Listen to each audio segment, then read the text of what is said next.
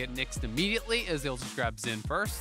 Yep, that Xin Zhao pick, we've seen this be popular, we've seen this be meta, played by pretty much everybody under the sun. Real quick going through the bans, since Champ Select is already underway, Karma, Jarvan, Caitlyn banned out by Golden Guardians, Zeri and Gwen, those permanent red side bans remain in play, as Tahm Kench is also banned out by the Thieves. First two picks, locking in Corki for mid and Jinx at 80 carry. Scaling, scaling, scaling. 100 Thieves does feel like they're kind of going back towards this team fighting style. Where Someday was playing, more largely on the other side of the map, playing kind of weak side up there to just be a rock and be able to get towards the later stages of the game where he can able 100 Thieves, big carries on the bottom side, FBI and Abbedagge. Well, we've got the Aphelios locked in. They see the Jinx on the enemy team. It feels like we get this matchup between these two 80 carries quite frequently. Leona's going to be the support there with him.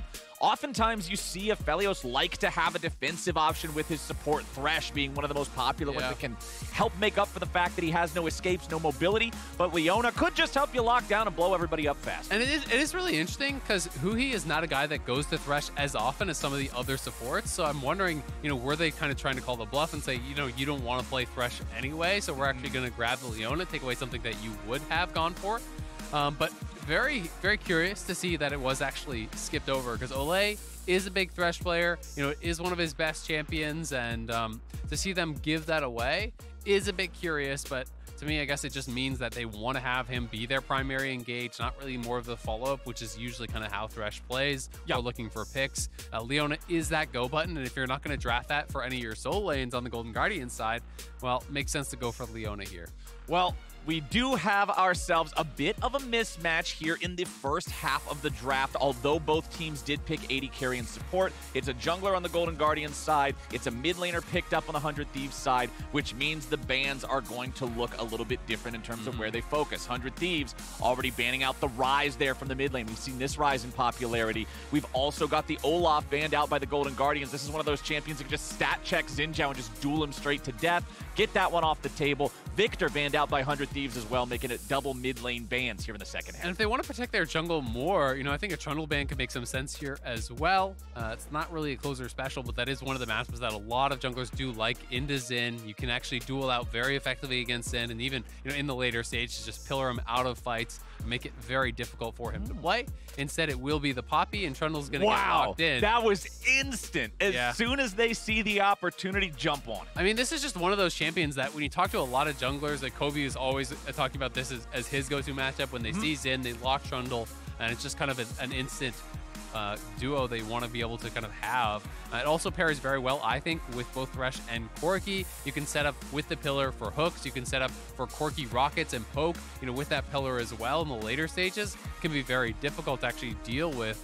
You can even just start kind of dipping out of your Q and W max early and going extra points into pillar if it's going to be a team fighting game, because having that slow is going to make it very, very difficult on the other side. But pretty interesting picks, Zilean as well as the Gnar. So more Zilean coming in. We got to see one from Fudge. It's more than just Bjergsen. It's interesting because still globally, it is not that popular as a mid lane pick. And it's not that popular, period, but it is becoming very popular in North America. And sometimes this is one of those things where, one person can kind of push something to the forefront, because Bjergsen is showing people how strong this pick really is in competitive play. A lot of people are going to be going to it, and Zilean's great in multiple roles in solo queue, so it makes sense that more people are putting in the time to learn the champ. And even in the context of there doesn't seem to be an answer found here in North America to it, Bjergsen keeps bringing it out because his opponents are unable to answer.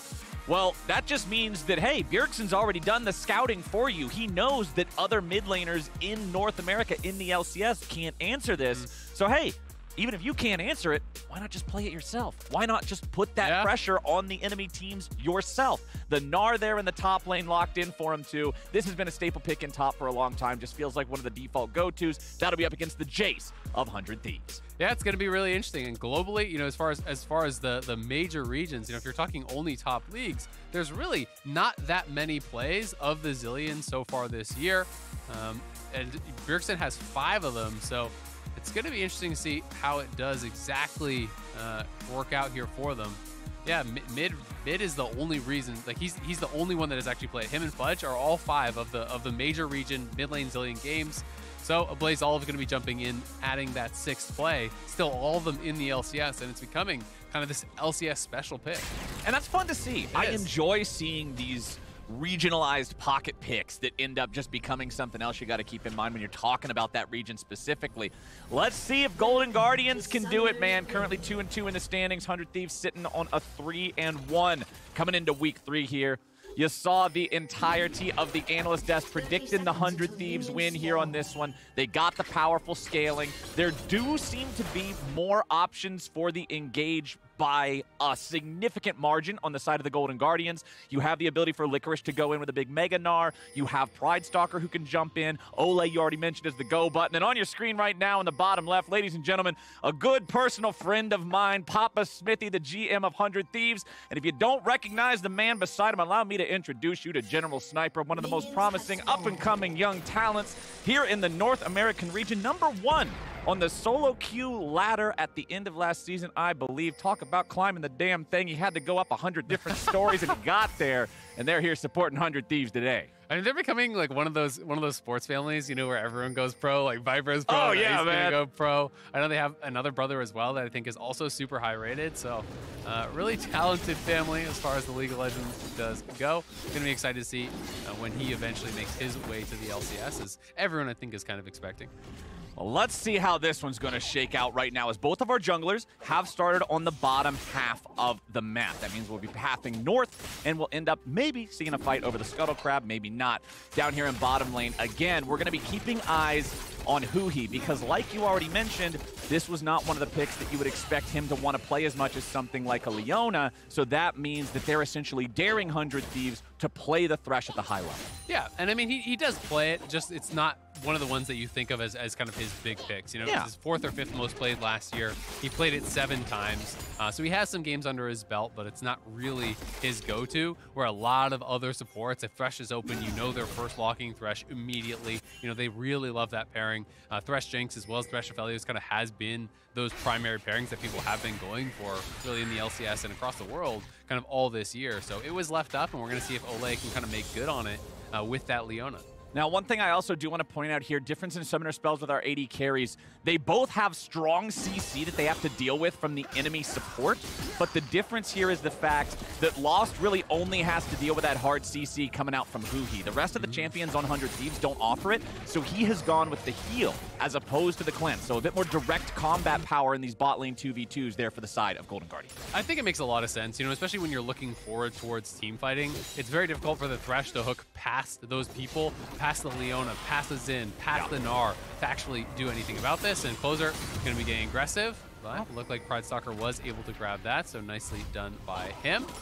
Securing with the smite. It does mean he has to at least force out that smite, though. So Closer is going to be able to steal away the blue, probably, unless he can get some assistance on this. But it's difficult, because as Licorice, if you move away from that wave, that is this fat stack wave under your tower, you are guaranteed to lose so much for just the chance at being able to take that blue away. And I love the coordination there from 100 Thieves recognizing that, saying, hey, you lose the wave or you lose the blue, one way or another, something's not coming up your way here. Licorice is about 200 HP, not looking too great. They're ready to lead the charge here. Minions are underneath the turret.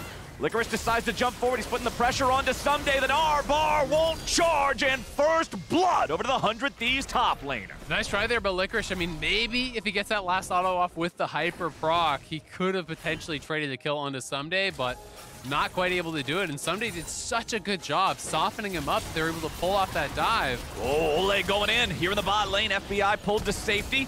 Turn, but FBI! Oh, he's at 100 HP, but it's Huhi getting the kill on Lost. And 100 Thieves turn it around, 2v3. He flashed right in, tried to go for the big play there.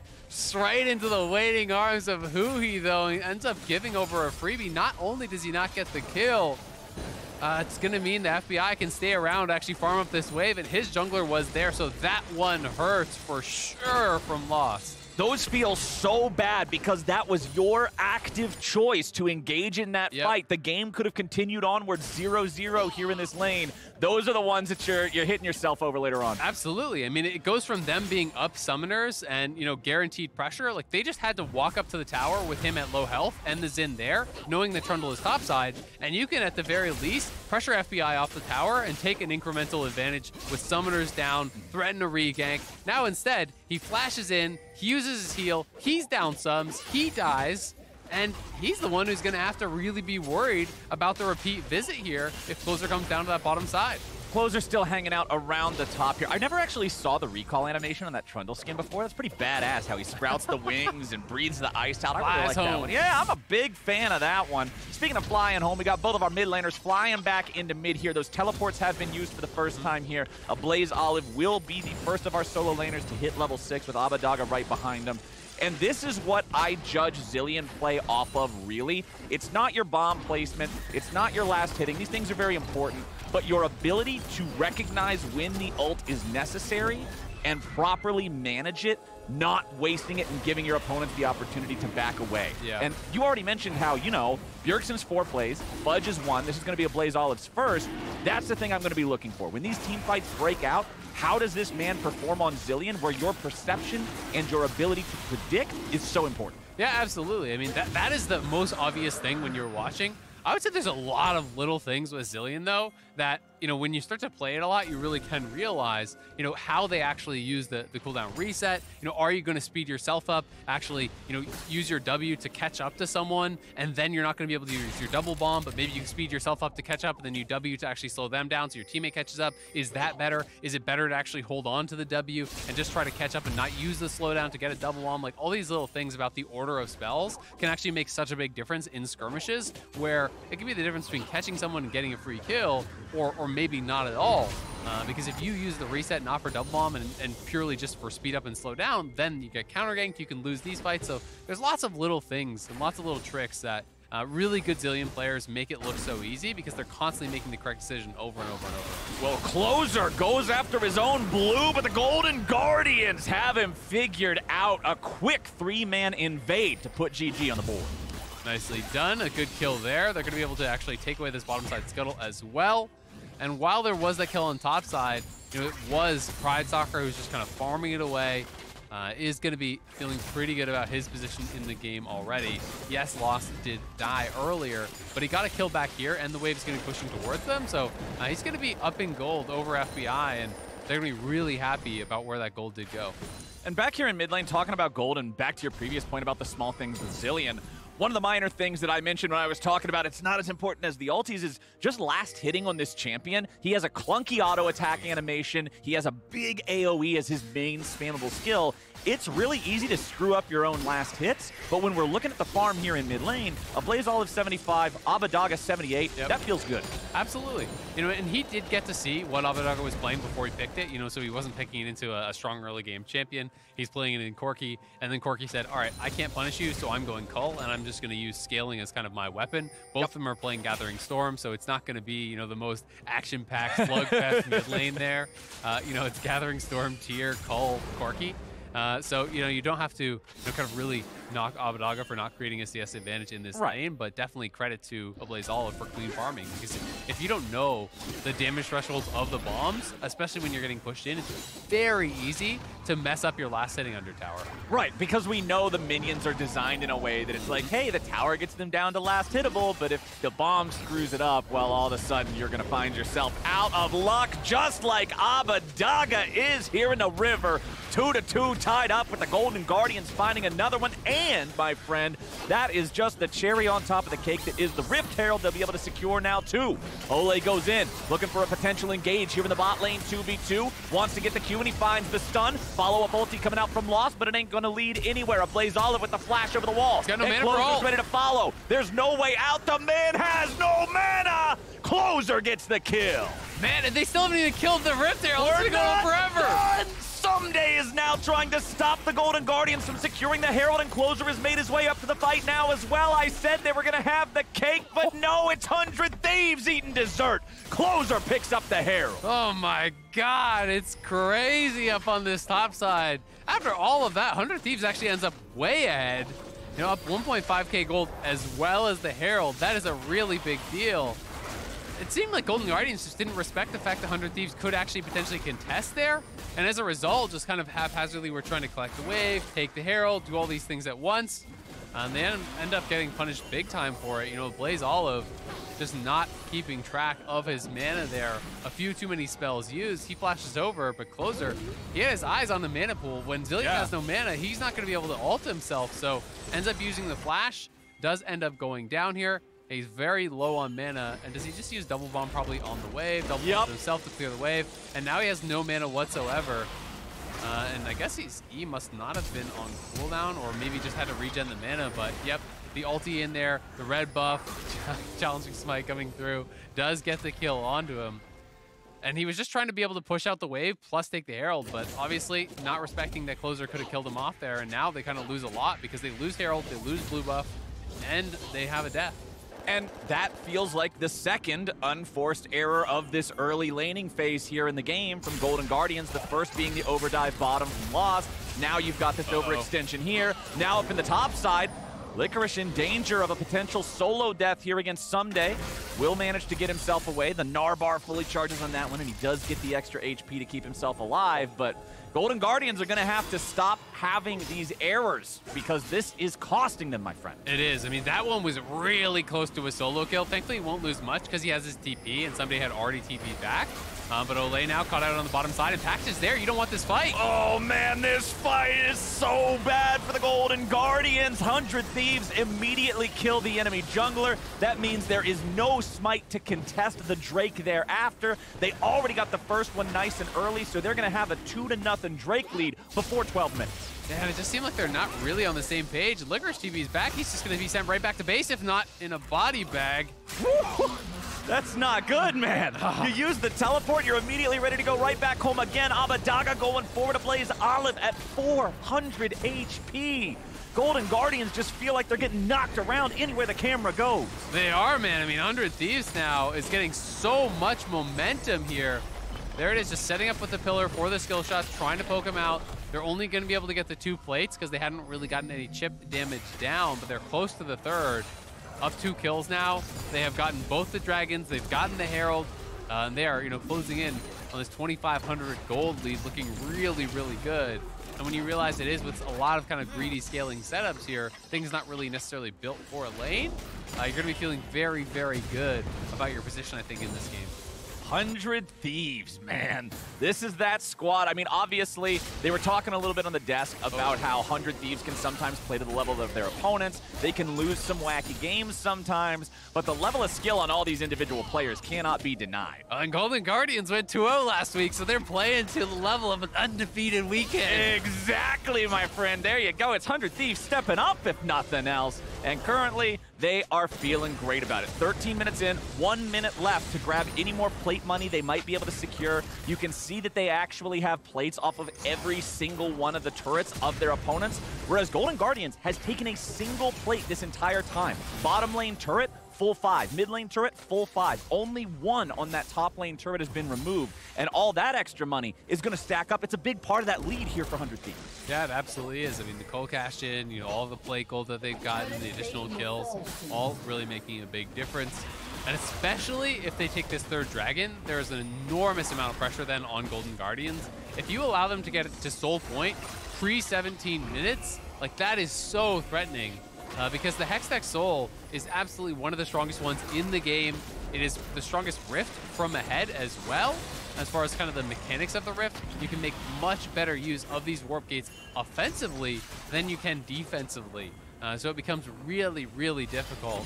And the additional poke and damage that's going to be thrown out there with this double marksman scaling comp is really, really frightening. And I'm getting pretty worried here for Golden Guardians. So let me ask you then, under that segue, what do you want to see from Golden Guardians here? Because we know that 100 Thieves has the scaling. Does it need to be a bunch of playmaking like it looks like we might get? Ole immediately jumps in over the wall. He's got backup that he might be able to get away with, but Ole is just too far forward. Golden Guardians try to force it, but it does not work out.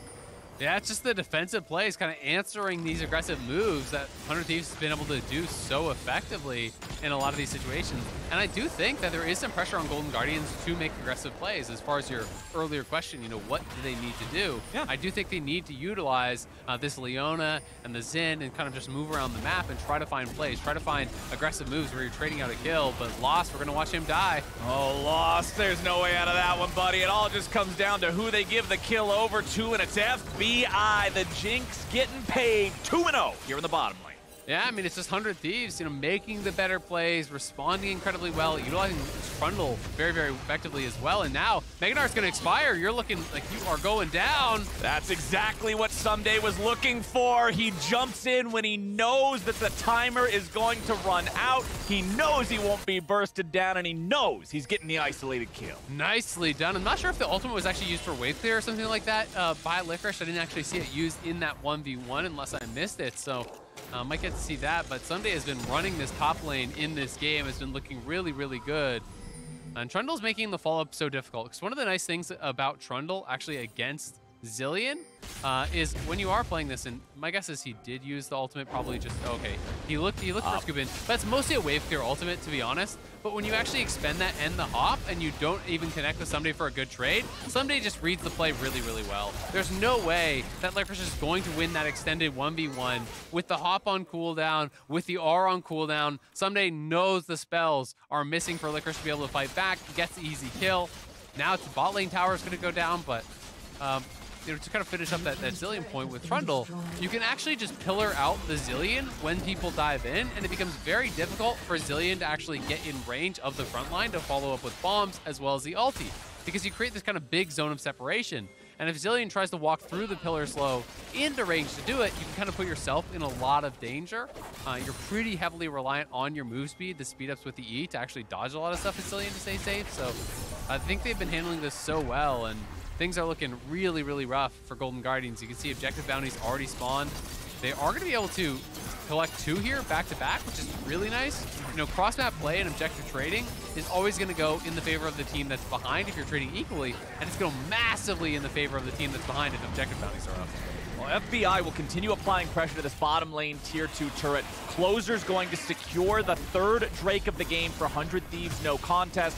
Golden Guardians are saying, look, we're too far behind. We can't do anything with that. Get the objective bounties instead. That Rift Herald's going to secure them 2 turrets there in the top lane. The gold lead said 4,500 just a minute ago. Now it's down to 2,500. So Golden Guardians have done a good job making use of those bounties, collecting on those turrets. They bring a Blaze Olive into the bottom lane just in time to save the tier 2. But that means Abbedagge has free reign to shoot these bullets into the mid lane tier 1, take that one out instead, and bring that 100 Thieves gold back up to more than a 3,000 lead. Yeah, they do eventually collect those additional towers. Not able to get the tier 2 bot, otherwise it would have been much closer to even. Still, Golden Guardians going to be happy to have picked up a lot of those objective bounties, but the entire game is now going to come down very likely to this soul fight, because they gave over that dragon for free. 100 Thieves are running away with it. They're massively ahead. When you look at the soul lane gold, it's 1,500 ahead top, it's 1,400 ahead mid. The marksman's a good 1K, and you don't really care that Xin is equal on gold with the Trundle. It's just not really going to be as relevant. When you're looking at the carry rolls, that's what's super important in this game. And 100 Thieves are just so much stronger, and that's going to start showing itself in the additional item completions. So the big question for me is, can Golden Guardians get to 2 items prior to this next dragon? And can they keep 100 Thieves away from another additional completion there to try to have that fight at least be competitive, to where if they execute well, they can maybe start to bring the game back off of, a big team fight win, take a dragon, hope you can move that into a Baron or something, because they got to get something going here. It's such a tall task talking about can they get those items online in time, because 100 Thieves is continuing to press forward. The bottom lane tier 2 turret that was barely kept alive last time cannot survive another push from the Thieves. Ole now caught out in a very poor position. He has to flash over the wall, but that's a very important summoner spell that will not be available for the Soul team fight now. Yeah, it's going to be really tough for them to actually find that perfect engage. Without Leona having flash, I mean, FBI has cleanse, so ultimate, a long-range ultimate is not going to do it, right? He's going to cleanse the ulti every single time. There must be so follow-up. you have to be there to be able to like flash on him, Zenith Blade him. He cleanses, you know, the Q stun right into an ulti stun or something. And since that option is now off the table, you're pretty much looking at a TP flank, and that becomes really concerning when where's the furthest ward? Like, look at this area. It's Just 100 Thieves. It's Guess pretty what? dark out this there. This area too. Just 100 Thieves. So I guess this is your jungle right here. You get that little spot on the map. Well, that's about it, and that's tough. Unfortunately, that is on the opposite end of the map from the Drake pit where this whole fight is going to go nothing down. there. Abbedagge gets away. Ole tries to land the solar flare on him, but Abbedagge is fast enough to get out of that one. 100 Thieves still with this 4,500 gold advantage. Closer's coming back out onto the map with those hex gates that you mentioned. Get yourself right back in there. You're not really afraid of being anywhere because you control so much of the rift. It's also really tough where, you know, there's been so much talk about Hullbreaker, and Hullbreaker is a really strong item in side lane, but it is, people like to talk about, it's over 100% gold efficient, even just with the base stats, even without the Hullbreaker passive where you're in a side lane. Yeah, but over 100% gold efficient is not a good benchmark, and they may get a pick here, which is really nice. Nicely done. Abbedagge didn't think they would still be there after trying to catch him in that tri-brush earlier. Good patience from Golden Guardians. That's a good pick. But the problem becomes when you go Hullbreaker and you can't win side, then it's like you're kind of forced to group, and then you actually just have a terrible item for grouping, and that's kind of the position Gnar is in, where he can't win inside. He's going to be totally squishy in 5v5. I like this. This is absolutely a Baron flip, but you are just losing this game so hard right now as Golden Guardians. So at the very least, they get the TP out. TP is going to be matched. It looks like they just want to hard commit to the Baron. They're I think you have to peel. They're going for it, man. Licorice is in here. He's got his flash. He's got his Mega Gnar. He jumps over the wall. They're not going to find the ulti on anybody, so he just goes right back in instead. Golden Guardians committed the Baron. Baron down to 2k. Ole's nearly dead. Baron is stolen by Closer, and hope dies in the Guardians' eyes. FBI gets a killing spree and a Blaze Olive is on the run. They went for the flip, and it came off tails. 100 Thieves demolish Golden Guardians in the Baron pit. Here comes Corki for one more rocket.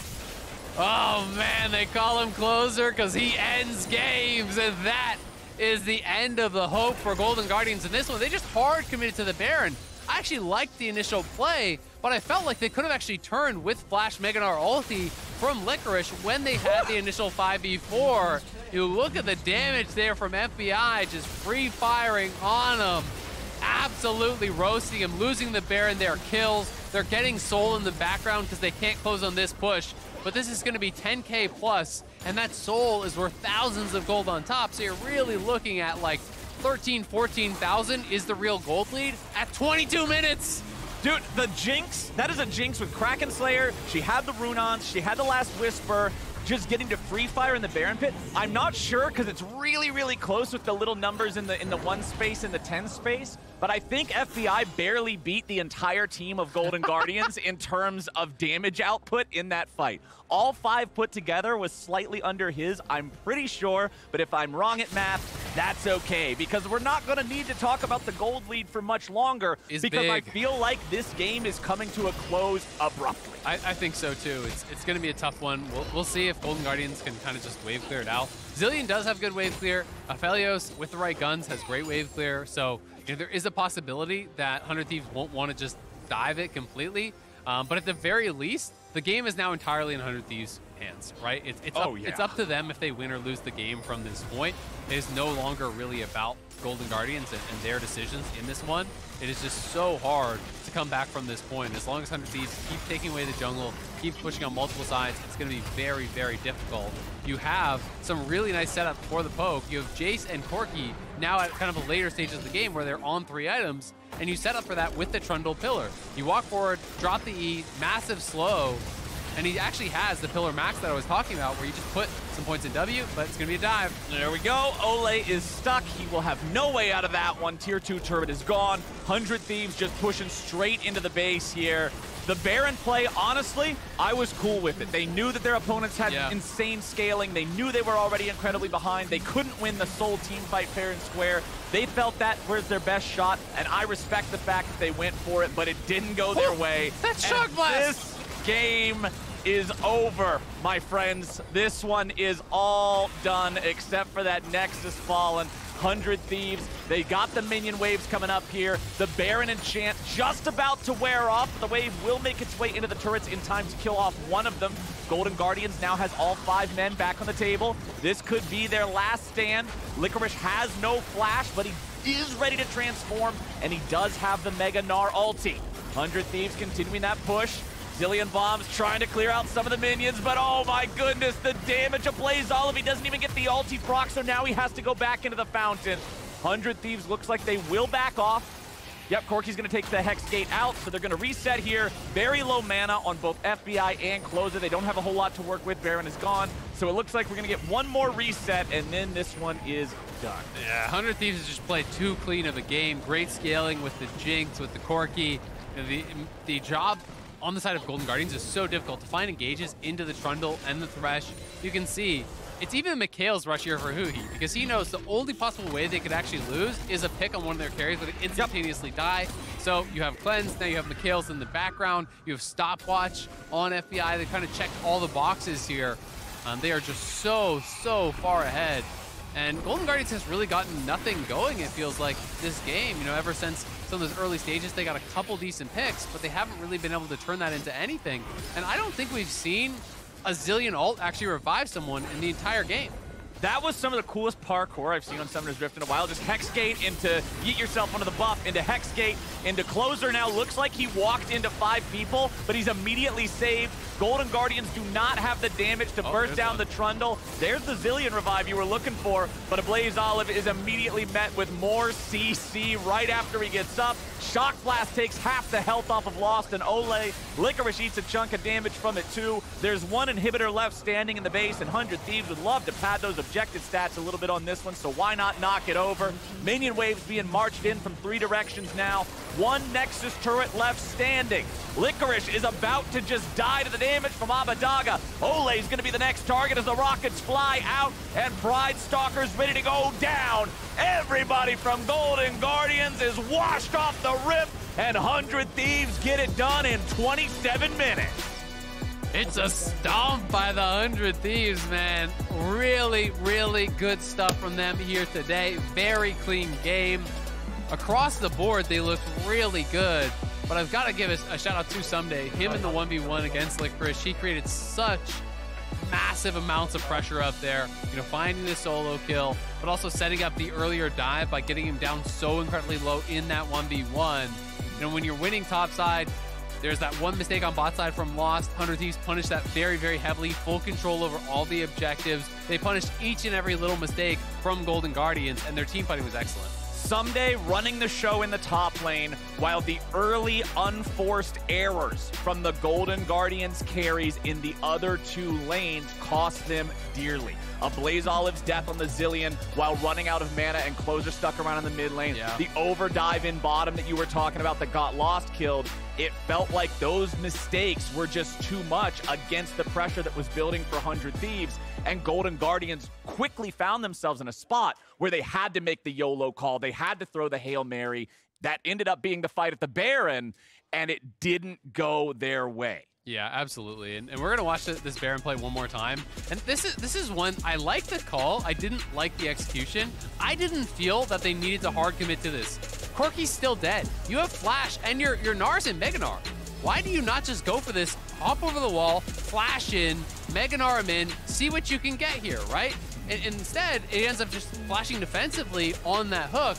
But this is one of those situations where Zilean ult is used effectively, offensively, so much better than it is used defensively oftentimes by sending someone in, because you know exactly when they're going to need it, right? You flash him in, Zilean comes in, drops double bomb on the Gnar's head. Yes, Gnar is going to die, but that's what the Zilean's for. You're creating space with this Gnar. He's setting up and buying time, you know, for the Xin Zhao to come in, for the Aphelios to come in, speed up by that Zilean, and to really try to create something there.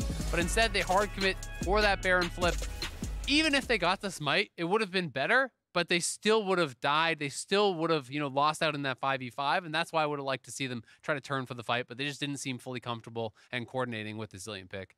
Well, with everything done on the Rift, it's time for us to join